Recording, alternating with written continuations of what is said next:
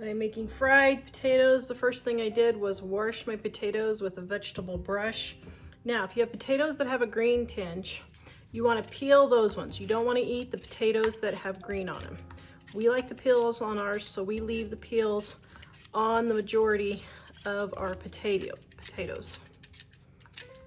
Get all the bad spots. Got a bad spot there, just cut that off.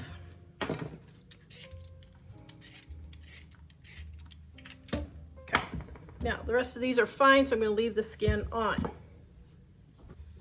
All right, so now I'm going to cut my potatoes into bite-sized pieces.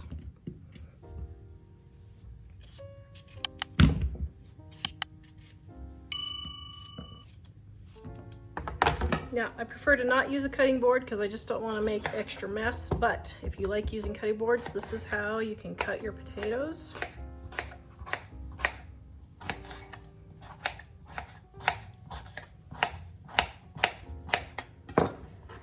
There you go. My oil of choice is leftover bacon grease. I just keep it in a jar in the refrigerator. If you don't have leftover bacon grease, just use regular vegetable oil. Do not use olive oil. It will make your potatoes taste nasty. Then if you like, you can add seasoned salt or just regular salt. And pepper. We're going to let this cook. Stir my potatoes just so they'll cook quicker, and then I'll finish browning them.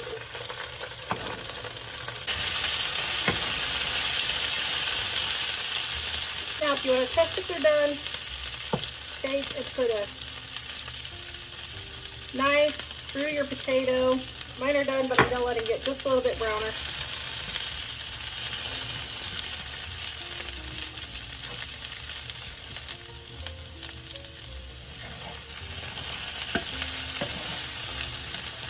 This recipe is in our Dining on a Dime cookbook on page 160. About 5 more minutes and my potatoes are nice and golden brown. So I'm going to put them in my bowl.